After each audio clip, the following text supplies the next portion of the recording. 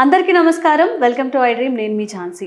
చాలా మందిలో బలహీనత, ఏ పని చేయలేకపోవడం, చాలా నీరసంగా అనిపించడం, డే అంతా వీక్గా అనిపించడం ఇలా చెప్తూ ఉంటారు. మరి అలాంటి అనారోగ్య సమస్యలకి ఆయుర్వేదంలో ఏమైనా చిట్కాలు ఉన్నాయంటే ఇక్కడే మీకు రెసిపీ చేసి చూపిస్తానంటున్నారు వంటింటి చిట్కాలకు కేర్ ఆఫ్ అడ్రస్ అయిన మధుసూదన్ శర్మ గారు. ఈరోజు వారు మనతో ఉన్నారు. అసలు ఆ ఇంగ్రీడియంట్ ఏంటి, ఎలా చేయాలి, ఎలా వాడుకోవాలి, ఈ విషయాలన్నీ తెలుసుకుందాం. నమస్కారం అండి. నమస్తే అమ్మా. సరే, అయితే చాలా మందిలో ఉన్న ఈ నీరసత్వం అంటారు, నేను అసలు ఈరోజు ఏ పని చేయలేకపోతున్నాను అంటారు. ఎక్కువ మంది ఆడవాళ్ళలో కూడా చాలా నీరసంగా ఉంటుంది, డైలీ పనులు కూడా చేసుకోలేకపోతున్నాను అంటారు. అలాంటి సమస్యలకి ఆయుర్వేదంలో ఎలాంటి చిట్కాలు ఉన్నాయి, ఎలా మనం దీన్ని లాంగ్ టైం యూస్ చేస్తే ఎలాంటి ఆరోగ్య ప్రయోజనాలు ఉంటాయి? చాలా మంచి ప్రశ్న అడిగారమ్మా. నిజంగా చాలా మందిని వేధించి పీడించి బాధించేటువంటి అత్యంత సర్వసాధారణ సమస్య అమ్మా. ముఖ్యంగా ఈ ఆధునిక నాగరికత సమాజంలో ఎంతో మందిని వేధించేటువంటి అత్యంత సర్వసాధారణమైన సమస్య అమ్మా. అంటే నీరసం, వీక్నెస్, బలహీనత, అంతు చిక్కని నీరసం, ఏ చిన్నదానికి ఓపిక లేకపోవడం, ఇలాంటి లక్షణాలన్నీ కూడా చాలా మందిలో కలుగుతున్నాయి. దీనికి కారణాలు కోకోలమ్మా. సర్వసాధారణంగా కొన్ని జబ్బులు ఉన్నటువంటి వాళ్ళకైతే ఇప్పుడు షుగర్ ఉన్నా, అధికంగా వెయిట్ ఉన్నా, బీపీ ఉన్నా, లేకపోతే ఇతర కొన్ని రకాలైన జబ్బులు ఉన్నటువంటి వాళ్ళలో కొంచెం నరాల వీక్నెస్ అవి ఉండేటువంటి అవకాశం ఉంటుంటుంది. అదేవిధంగా ఆయా వ్యాధులకు వాడేటువంటి కొన్ని కృత్రిమ రసాయన ఔషధాలమ్మా. అంటే ఫర్ ఎగ్జాంపుల్ ఈ మానసిక సమస్య ఉన్నటువంటి వ్యాధులకు కొన్ని మందులు వాడుతుంటారు. అదేవిధంగా షుగర్కు సంబంధించినటువంటి ఆధునిక కృత్రిమ రసాయన ఔషధాలు వాడుతుంటారు. ఇలా కొన్ని జబ్బులకు వాడేటువంటి ఔషధాల వల్ల కూడా నీరసము, నిస్త్రాణ, బలహీనత, ఈ విధంగా ఏ పని చేయబుద్ధి కాకపోవడము, ఎప్పుడు రెస్ట్ తీసుకుందాం అనిపించడం, ఇలాంటివన్నీ కలుగుతుంటాయి. కాళ్ళు చేతులు లాగుతుండడం, ఇలాంటివన్నీ కలుగుతుంటాయి. అదేవిధంగా కొంతమందిలో ఎలాంటి స్పష్టమైన కారణం కూడా ఉండదమ్మా. కొంతమందికి అయితే స్పష్టంగా మన కారణం తెలుస్తుంది, కొన్నిటికి ఎలాంటి కారణం కూడా తెలియదు. అట్లే కొంతమంది ఏం చేస్తారంటే ఆకలి బాగా అవుతుంటుంది, ఆహారం బాగా తీసుకుంటుంటారు, మరి టయానికి బాగా రెస్ట్ తీసుకుంటుంటారు, టయానికి బాగా నిద్రపోతుంటారు. కానీ ఈ విషయంలో వచ్చేసరికి బలహీనత, నీరసము, చేత కాకపోవడము, ఏ చిన్న పని కూడా అలసిపోతుంటారు. చిన్న చిన్నకి ఈ మధ్య కాలంలో చాలా కామన్ అయిపోయిందమ్మా. మరి ఇలాంటి సమస్యలు తగ్గేదానికి ఇప్పుడు మీరు అడిగినట్లు ఒక మంచి గృహ వైద్యం ఉందమ్మా, హోమ్ రెమెడీ. చాలా ఈజీగా తయారు చేసుకోవచ్చు. మీకు తెలిసినటువంటి ఈ యొక్క ఔషధాలు, ఆహార ఔషధాలు ఇవన్నీ కూడా మరి ఈజీగా తయారు చేసుకోవచ్చు. ఈజీగా సమస్య నుంచి కూడా బయటపడవచ్చు. వాళ్ళు వాడేటువంటి ఆ యొక్క ఆధునిక కృత్రిమ రసాయన ఔషధాలు కానీ, మిగతా ఔషధాలు కానీ వాళ్ళు ఏమన్నా వాడుకుంటున్నప్పటికీ వాటిని ఆపాల్సిన అవసరం అయితే లేదమ్మా. వాటిని వాడుకుంటూ కూడా నేను చెప్పినటువంటి ఔషధం వాడుకోవడం వల్ల చాలా త్వరగా సమర్థవంతంగా ఇప్పుడు ఔషధం పనిచేసి మరి ఆ యొక్క వీక్నెస్, తర్వాత బడలిక, నీరసము, అంతుచిక్క నీరసం ఇవన్నీ తగ్గిపోతాయమ్మా. ఎలాగంటే దీనికి కావాల్సిన పదార్థాలు రెండమ్మా. ఓమము, శొంఠి, కేవలం ఈ 2 పదార్థాలు. మీకు ఔషధం కూడా తయారు చేసి చూపిస్తాను చూడమ్మా. వాము, దీన్ని ఓమము, అజవాయిన్ అనేటువంటి పేర్లతో పిలుస్తుంటారు. ఈ వామును మనకు సంవత్సరం అంతా మనకు మార్కెట్లో దొరుకుతుందమ్మా, ఇంట్లో కూడా ఉంటుంది. వామును దూరగా వేయించేసేసి ఒక 100 గ్రామ్స్ వాము చూర్ణం తీసుకోవాలమ్మా. అంటే వామును దూరగా వేయించేసేసి చూర్ణంలాగా తయారు చేసుకొని 100 గ్రామ్స్ వాము యొక్క చూర్ణం తీసుకోవాలి. ఏమా ఔషధం తయారు చేసి చూపించేది ఇక్కడ కొద్ది మాత్రమే కలుపుతున్నానమ్మా.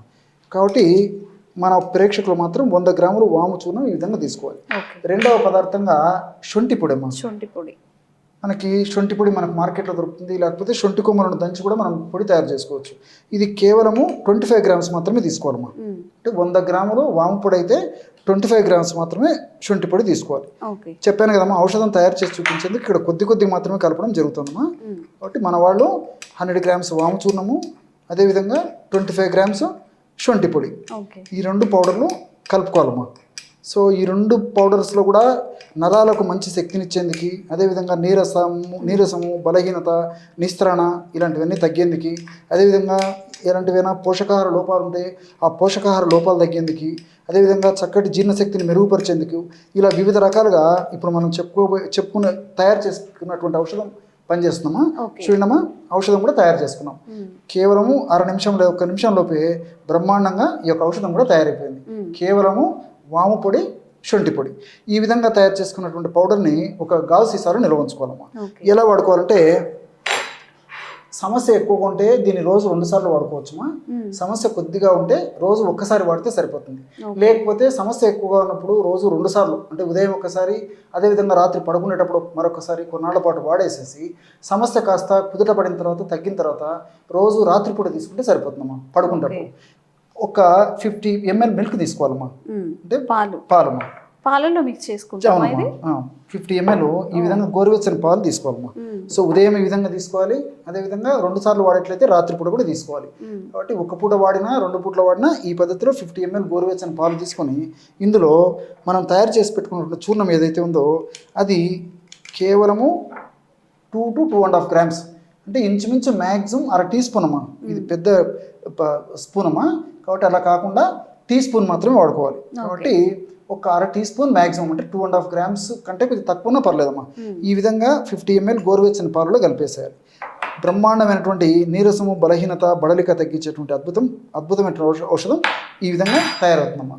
ఇందులో మరి బెల్లం కూడా కలుపుకోవడం వల్ల మరింత త్వరగా పనిచేసేదానికి అవకాశం ఏర్పడుతుందమ్మా.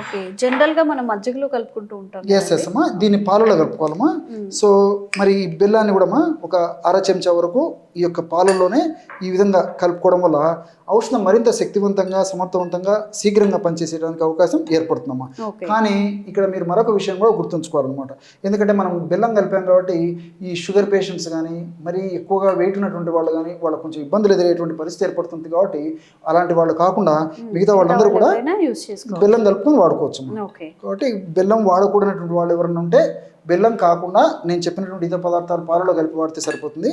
బెల్లం వాడుకోదగ్గ వాళ్ళైతే బెల్లం కూడా కలుపుకోవచ్చమ్మా. బ్రహ్మాండంగా ఈ యొక్క నీరసాన్ని తగ్గించేటువంటి పానీయం రెడీ అయిపోయిందమ్మా. ఈ విధంగా తయారు చేసుకున్నటువంటి పానీయాన్ని ఒక్క డోస్గా వాడుకోవాలమ్మా. సో చూసారు కదా, వాము ఇంకా సొంటి ఉపయోగించుకొని జనరల్గా అయితే మనం మజ్జిగలోను, లేకపోతే వాము ఉంది కాబట్టి మజ్జిగలో ఎక్కువగా తీసుకుంటూ ఉంటాము. సోడాస్ తాగినప్పుడు కూడా కొంచెం యాడ్ చేస్తూ ఉంటారు అజీర్తిని కూడా తగ్గించడానికి. ఇప్పుడు మనలో వచ్చే నీరసం ఏదైతే ఉందో, ఎక్కువ పని చేయలేకపోతున్నాము, చాలా అలసటగా అనిపిస్తుందన్న వాళ్ళకి ఇది దివ్యౌషధంగా పనిచేస్తుంది అని చెప్పి డాక్టర్ గారు అయితే చెప్తున్నారు. జనరల్గా నాకు ఒక డౌట్ వచ్చింది చేస్తున్నప్పుడు, మజ్జిగలో అయితే ఇవన్నీ కలుపుకొని తాగుతాం కానీ పాలలో ఎలా ఉంటుందని చెప్పి అంత తాగలేనంత బ్యాడ్గా స్మెల్ రావడం అలా కూడా ఏం లేదు. కాబట్టి చక్కగా తాగేయచ్చు. మీకు ఇంకెలాంటి ఆరోగ్య సమస్యలు ఉన్నా కానీ కామెంట్స్ రూపంలో తెలియచేయండి. తప్పకుండా వాటి మీద ఆయుర్వేదపరమైన చిట్కాలు అందించడానికి మా వంతు ప్రయత్నం మేము చేస్తాం.